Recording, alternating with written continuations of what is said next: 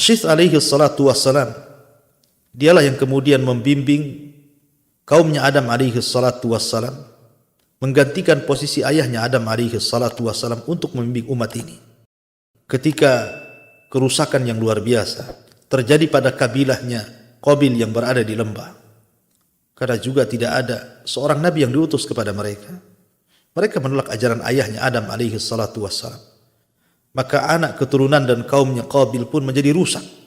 Dalam sebuah hadis Nabi SAW mengatakan, unzila ala Syith khamsuna sahifatan, diturunkan kepada Nabi Allah Syith 50 sahifah, lembaran yang isinya ajaran-ajaran kebaikan, yang isinya adalah ajaran-ajaran akhlak dan cara beribadah kepada Allah Subhanahu wa taala. Makanya sebelum Adam alaihi salatu wasallam meninggal dunia, Adam mengajarkan Nabi Allah Syith tentang amalan-amalan kebaikan yang dilakukan di siang hari dan amalan-amalan kebaikan yang dilakukan di malam hari. Sampai akhirnya turun kepada Syith sahifah.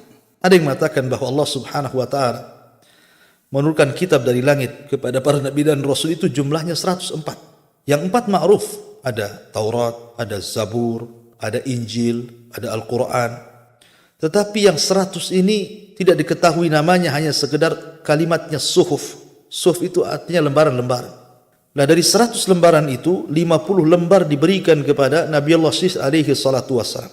Kemudian yang 30 lembar diberikan kepada Idris alaihi salatu wassalam. Kemudian yang 10 lembar diberikan kepada Nabi Musa alaihi salatu wassalam selain Taurat. Dan yang 10 lembarnya diberikan kepada Ibrahim alaihi salatu wassalam, maka lengkaplah 100. Dan Al-Quran mengisyaratkan, inna hadha lafi suhufil ula suhufi Ibrahim wa Musa. Sesungguhnya Al-Quran ini terkandung isi suhuf-suhuf terdahulu, suhufnya Syith, suhufnya Idris, termasuk juga suhufnya Ibrahim dan juga suhufnya Musa. Sampai suatu ketika Iblis datang menyerupai seseorang, kemudian ingin bekerja di salah satu kebun dari salah satu kaumnya Qabil yang ada di lembah tadi.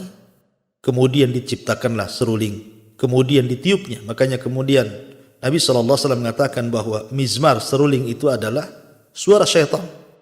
Kemudian mulailah Iblis mengajarkan kepada mereka musik-musik dan juga lagu-lagu yang tidak ada faedahnya untuk memalingkan di jalan Allah Subhanahu wa taala. Maka kemudian setelah mereka diajari musik-musik, suatu ketika mereka mengadakan Id, perayaan. Maka mulailah mereka tabarruj. Mereka suka bersolek, kehidupan mereka rusak. Dan inilah awal tabarruj dalam umat manusia. Kaumnya Qabil, mereka suka telanjang, mereka suka menampakkan aurat. Berbeda dengan kaum Adam alaihi salatu wassalam yang dibimbing oleh Syith alaihi salatu wassalam yang berada di perbukitan. Mereka diarahkan untuk tidak tabarruj. Mereka diarahkan untuk menutup aurat mereka, berakhlak dengan akhlak yang baik, dan diajarkan aturan-aturan agama dan ibadah kepada Allah Subhanahu wa taala.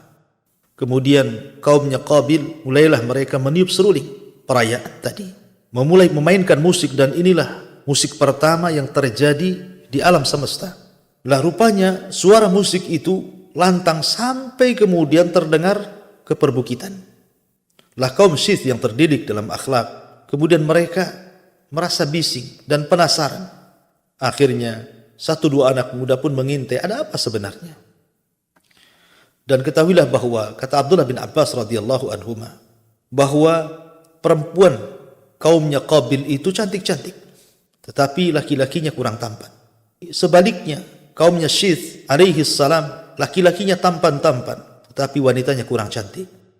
Maka ketika beberapa anak muda kemudian mengintai, ada apa dan suara apa aneh? Mereka tidak pernah mendengar musik sebelumnya. Ketika dilihat kemudian ada pesta yang sangat besar, dan laki-laki dari kaum Syith ini melihat kemolekan, kecantikan wanita-wanita kaum Qabil, akhirnya mereka tertarik dan menghabarkan kepada anak-anak muda yang lainnya.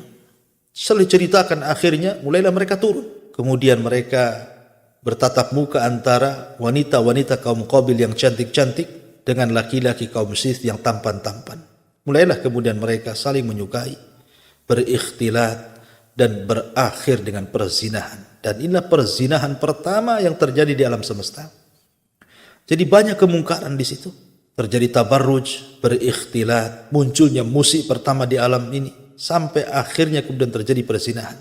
Makanya zina itu tidak lepas daripada musik, tidak lepas daripada khamar, dan tidak lepas daripada ikhtilat. Ma'asyiral muslimin yang dimuliakan Allah Azza wa Jalla.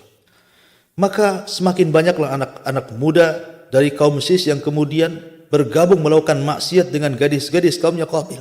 Maka Sis berusaha untuk mendakwai mereka untuk kembali ke jalan Allah Subhanahu wa taala. Tidak henti-hentinya dan mengharamkan untuk ikhtilat dengan kaumnya Qabil. Dan itu dilakukan sampai Sis alaihi salatu wassalam meninggal dunia. Al-Imam Ibnu Katsir dalam kitabnya Al-Bidayah wa Nihayah, beliau mengatakan ketika Sis alaihi salatu wassalam meninggal dunia, maka dimerintahkan salah satu putranya yang bernama Anush untuk menggantikan dirinya terus mendakwahkan kepada kebaikan. Kemudian setelah Anush meninggal dunia, maka kemudian Anush pun mewasiatkan putranya Qainan untuk melanjutkan perjuangan kakeknya Sis dan Adam untuk menyeru manusia kepada kebaikan. Kemudian setelah Qainan meninggal dunia, maka Qainan pun kemudian mewasiatkan kepada putranya yang bernama Mahlail, yang konon kata Imam Ibnu Katsir, Mahlail ini orang-orang Persia menganggap dia adalah Malikul Aqalim Sab'ah, raja yang menguasai 7 iklim, dan dia orang yang pertama kali menebang pohon. Bahkan dialah yang kemudian membangun negara yang disebut dengan Babil. Bahkan ada yang mengatakan dialah yang mengumpulkan para tentara untuk melawan dan berperang melawan iblis dan tentaranya. Yang kemudian tentara iblis pun lari tunggang langgang ke gunung-gunung, ke hutan-hutan, ke padang pasir, dan begitu seterusnya. Nah, ketika Mahlail meninggal dunia, dia wasiatkan kepada putranya yang dikenal dengan Idris alaihi salatu wassalam.